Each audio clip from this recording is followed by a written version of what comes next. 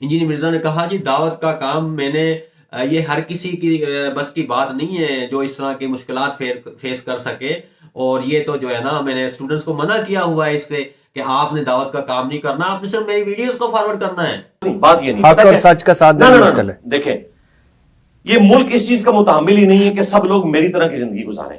मैंने हमेशा अपने स्टूडेंट्स को मना किया कि आपने अपना चेहरा कौन कह रहा है कि आपकी तरह कोई जिंदगी गुजारे? आप तो आप है ना, हर कोई एक दूसरे को तो नहीं कंपेयर किया जा सकता, लेकिन जब कोई मुश्किल वक्त आता है तो उस वक्त खड़ा होना चाहिए ना। नहीं, मैंने मना किया, मुस्तकबिल में मना करूंगा। अच्छा जी बिल्कुल, गारों में निकल जाए ना गारों में ना निकले, मेरी वीडियोस के जरिए इनके वसवसों के जवाब दें, और वो देते रहे। नहीं, मुझे बड़ा अफसोस हो रहा है कि आप कह रहे हैं कि आप अपने स्टूडेंट्स को तैयार जी मैं बिल्कुल इस काम के लिए तैयार नहीं करूंगा। उनको मैं कहता हूं कि आपने जो दावत पेश करनी है उस टॉपिक पे मेरी वीडियो आगे लगाएं, आप फेस लेके आए ना, जब हालात फेवरेबल होंगे। और मैं आपको बताऊं, नबी इस्लाम के ऊपर भी कई लोग ऐसे ईमान लेके आपकी जिंदगी में कि आपने उनको सामने आने से मना किया, कहा कि जब अल्लाह ताला मुझे गलबा देगा फिर तुमने आना है। और कई लोगों ने फतेह मक्का पे आके फिर वो ईमान अपना ऊपर लीडिंग किया। तो आप इस्लाम दारे अरकम में, जिस तरह आज हम जेएलएम एकेडमी दारे अरकम में बैठे हुए, वो तो लोगों को तो उसकी लोकेशन भी नहीं पता होती थी, मेरी एकेडमी की लोकेशन फिर भी लोगों को पता है। तो उनको मैं कहता हूं कि आपने जो दावत पेश करनी है उस टॉपिक पे मेरी वीडियो आगे लगाएं, आप फेस लेके आए ना। तो मुझे ये बताएं, अल्लाह ताला सूरा आले इमरान की आयत नंबर 110 में फरमाता है, कुंतुम खैरा उम्मतिन उखरिजत लिन्नास तामुरून बिल मारूफ व तनहौना अनिल मुनकर। तुम बेहतरीन उम्मत हो, तुम लोगों के नफा के लिए निकाले गए हो, तुम भलाई का हुक्म देते हो और बुराई से रोकते हो। क्योंकि आप सल्लल्लाहु खातमुन नबीयीन हैं, उनके बाद नबी कोई नहीं आएगा, तो इस हैसियत से इस उम्मत का हर फर्द पर लाजिम है कि वो नबूवत वाला काम करे, बुराई से रोक के अच्छाई का हुक्म दे। तुम कौन होते हो दावत से रोकने वाले?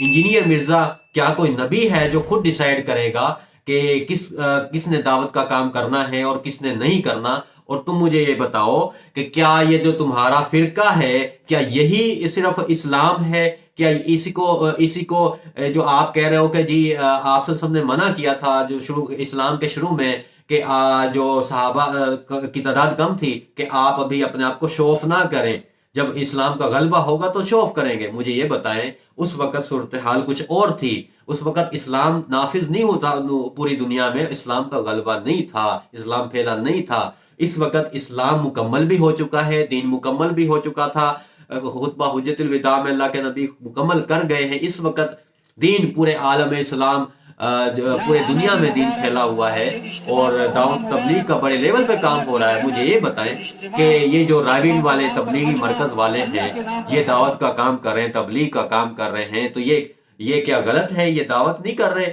इनको भी रोक दें हम।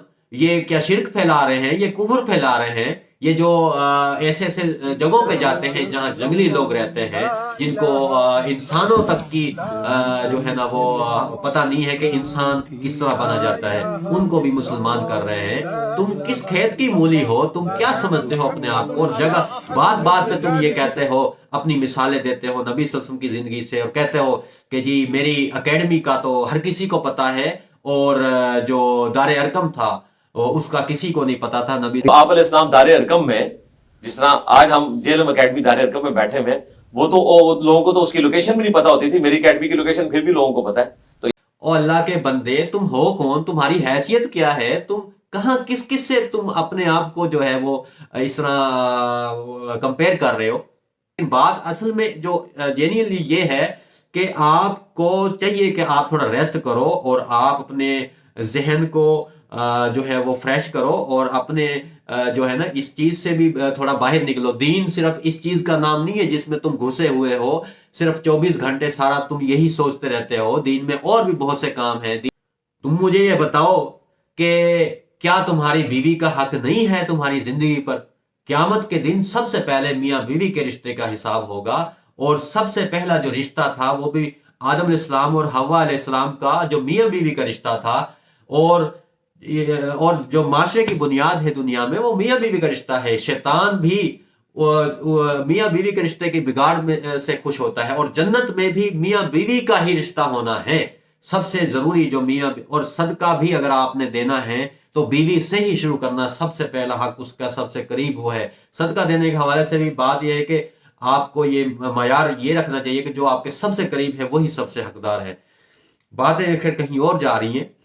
بات یہ ہے کہ ارشاد بھٹی اس حوالے سے جو ہے نا وہ بات کرتا ہے اور ٹونٹ کرتا ہے انجینئر مرزا کو، پوچھتا ہے کہ جب تمہاری جیل سے رہائی ہوئی تو کون کون خوش ہوا؟ بچی کی سالگرہ بھی ہے اور ویسے واقعی بھابھی کو خوشی ہوئی تھی آپ کے آنے کی؟ ہاں جی، کیوں نہیں خوشی ہوئی؟ ویسے ہی پوچھ رہا ہوں۔ دیکھیں میرے یعنی رشتہ داروں میں اور میرے چاہنے والوں میں اگر سب سے زیادہ کوئی تکلیف میں تھا تو میری بیوی تھی نا، میرے ماں باپ سے بھی بڑھ کے، کیونکہ ماں باپ تو اپنی لائف گزار چکے ہیں نا، زندگی تو اس کو سامنے پہاڑ جتنی نظر آ رہی۔ پھر دوبارہ پوچھتا ہے ارشاد بھٹی، کیا واقعی تمہاری بیوی کو خوشی ہوئی تھی تمہاری رہائی سے؟ اور میں ایک بار پھر پوچھ رہا ہوں سر، واقعی بھابھی کو خوشی ہوئی تھی؟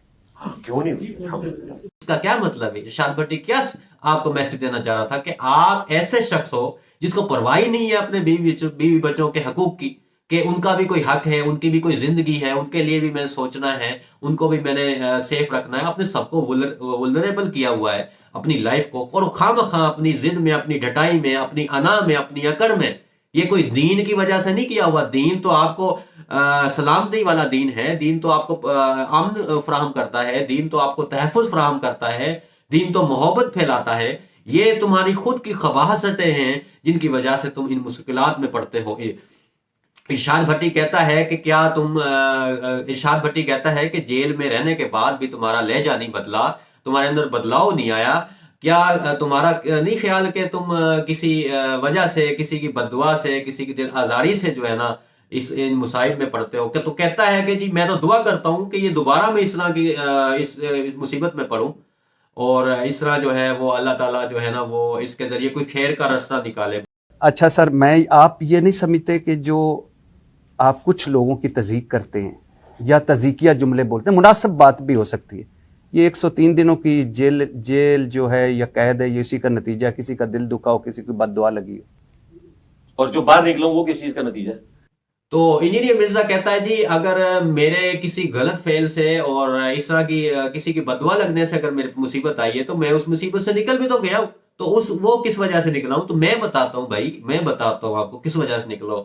آپ نے جو توحید کے لیے جو کام کیا ہے نا، توحید کے لیے، اس وجہ سے نکلے ہو۔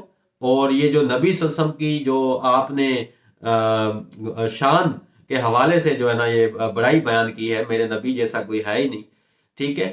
تو یہ آپ کے دو مین کام ہیں جن کی برکت کی وجہ سے آپ نکلو، اور انہی کی وجہ سے میں نے بھی آپ کو سپورٹ کیا، میں نے بھی، اور سب لوگوں اسی وجہ سے کرتے ہیں، سب لوگ اس وجہ سے آپ کو کرتے ہیں، اور یہی وجہ ہے۔ اور میں آپ کو بتا دوں کہ اللہ تعالیٰ بار بار موقع نہیں دیتا انسان کو، ٹھیک ہے؟ تو یہ جو آپ نے غلطی کی ہے ایک دفعہ، اس کو دوبارہ ریپیٹ نہ کرے، میرا آپ کو یہی مشورہ ہے۔ اور آپ عقل کل نہیں ہیں، آپ غلط ہو سکتے ہیں، اور آپ کی اتنی غلطیاں میں نکال سکتا ہوں، ابھی تو میں نے آپ پر ریسرچ کی ہی نہیں ہے، یہ تو جو چیزیں میرے سامنے آ گئی ہیں وہ میں نے ایلیبوریٹ کی ہیں اور وہی میں سامنے لا رہا ہوں۔